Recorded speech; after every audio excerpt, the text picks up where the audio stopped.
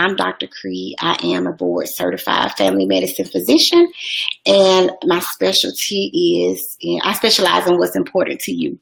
My true love, though, is working wives, and I have a love and a joy for women who work a lot, work all the time, and I enjoy talking to them, and through my coaching techniques, I help them to try and figure out how to add more time to their day.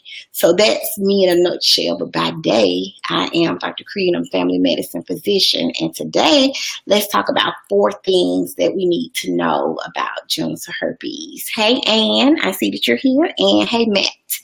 Thank you guys for joining live. So what's all to talk about this Usher and the lady saying that Usher gave her herpes? My initial question is, how do we quite know that he was the one that gave her the herpes? So, oh, I see it now. It's popping up on my screen. So my device is clicking. Hey, Ann. So, Usher, for those of you who don't really know, Usher is a very popular R&B singer who was has been popular for years. And here recently, a lady has come out and he settled in a lawsuit on because she's alleged that he gave her genital herpes, and it's caused her to have physical side effects and even mental side effects. So genital herpes is a virus. Like until the cold virus, you know how you get sick and then for 10 or 12 days you feel better. Well, that virus that you have that caused the cold is actually still in your system. It's just low. It's just not active. So the herpes virus kind of stays a little dormant. It goes dormant after a while, just like the common cold does. The cold virus still there. You just don't have a cold 24/7. So herpes is caused by a virus. You can have genital herpes 1, which causes the cold sores around your mouth. You can get that through kissing, through sharing secretions, and you also can give someone genital herpes by performing oral sex while you have an active lesion, or even while you are just before an active lesion comes up. Before that lesion shows itself, you kind of have your body's secreting the herpes virus, but you can't physically see it. The person may have some tingling in the area and feel that things just don't feel right, but you don't have the actual sore.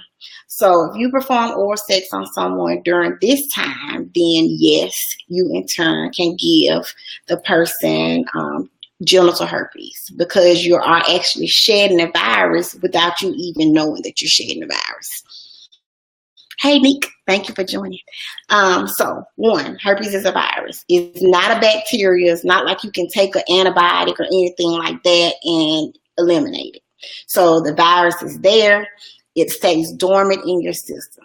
And some things that can kind of make the herpes flare up is being immune compromised. So, hey, 1, if you get a cold, or if you get the pneumonia, if you get ill, that causes your body's immune system to be suppressed. So the immune system is low. So now the herpes virus has time to amp up and rev up. So now you're like, oh, I'm feeling kind of different down there, feeling different here. So stress is another reason why you can have a herpes outbreak.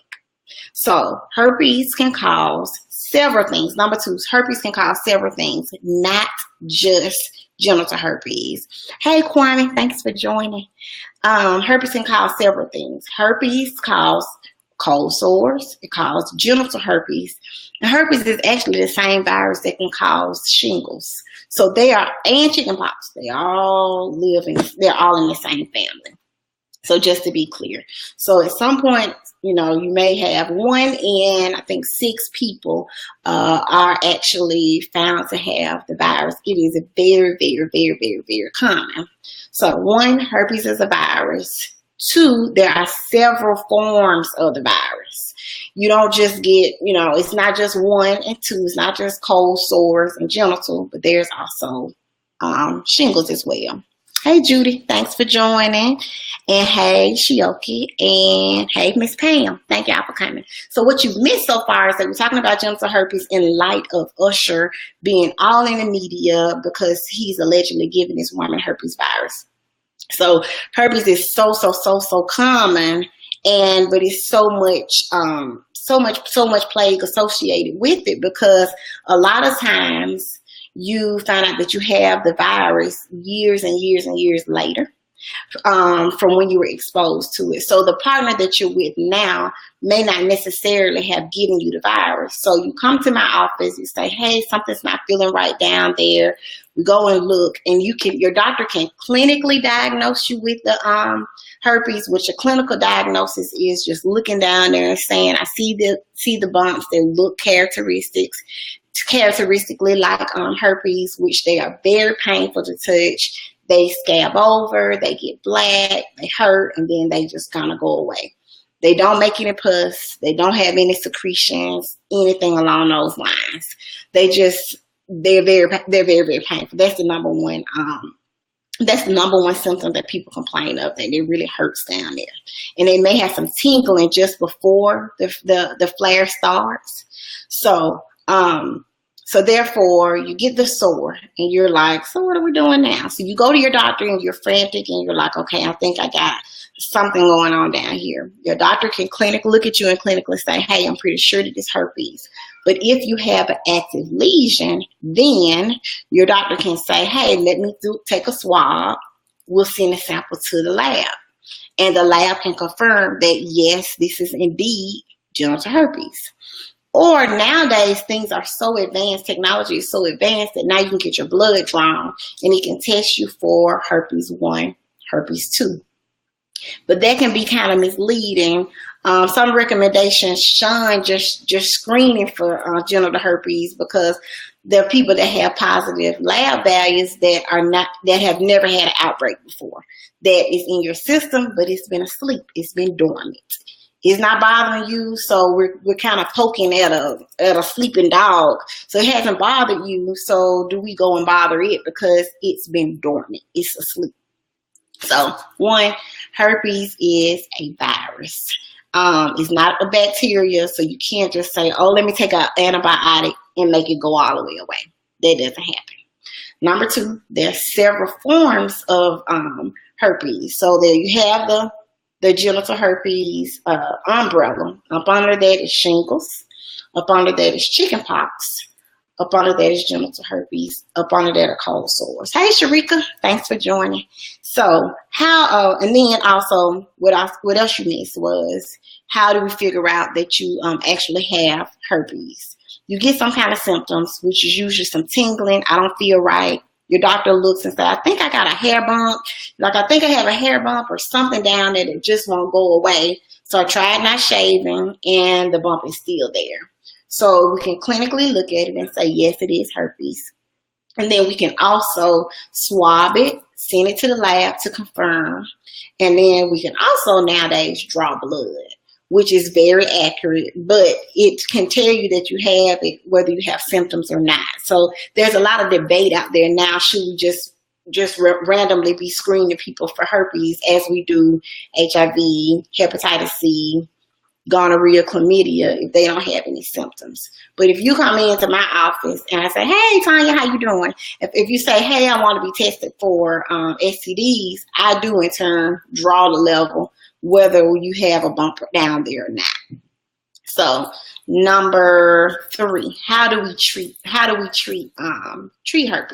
So when we come in, I see that I think that you have actually a lesion that looks characteristic of herpes. I say, okay, let's go ahead and start you on an antiviral medication. The antiviral is either a cyclovir, famciclovir, something with a cyclovir on the end, whichever your insurance is going to cover. That is going to be the way that we treat it. So you can do one or two things. You can say, listen, I don't like taking medicine. I don't want to take medicine every single day. So if I feel myself starting to get a flare, I'm just going to go ahead on and I'll start my medicine. You take it twice a day, 3 times a day. try and get it treated, the symptoms go away, and then you say, hey, I'm done with it. I'm going to wait and see if I get another flare. I'm going to try and keep my immune system as robust as I can. I'm going to take my vitamin C, take a multivitamin to try and keep my immune system up. Keep my hands washed, whatever I got to do to keep my immune system, because that is a trigger to cause you to have a herpes flare. So you have your initial outbreak.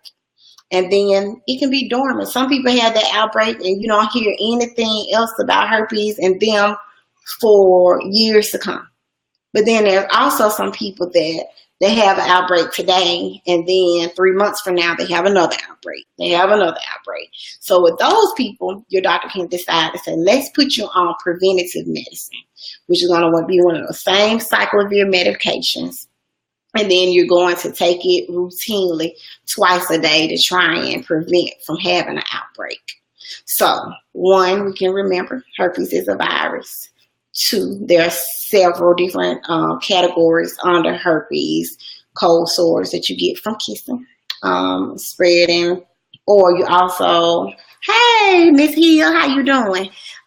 You can also get them from, you can give herpes 1 genitally by performing oral sex on your partner, either when you have an herpes sore that's active, or a cold sore that's active on your mouth, or if it's right around the time when you're about to get a cold sore, you have that tingly sensation, you think when it's coming. If you think when it's coming, then don't go down there. Just stay away from down there to be safe, so that you don't in turn give somebody else genital herpes. And you don't have genital herpes down there, so now you're going to have sex with them. You're going to increase your risk of getting genital herpes. And just because you have genital herpes here, genital herpes there, does not necessarily mean that you're going to have cold sores. Hey, Dr. D, thanks for joining. Just because you have cold sores doesn't necessarily mean that you're going to have genital herpes. So just know that just because you got these doesn't mean that you're going to get shingles. So shingles is also in that family as well. Just remember that.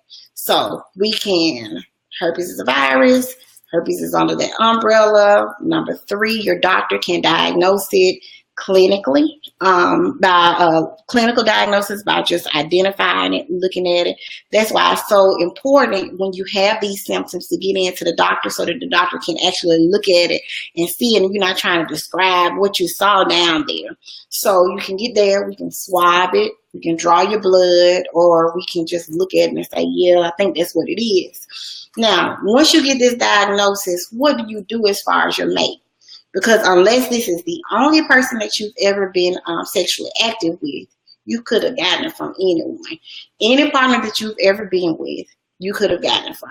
There is no timeline on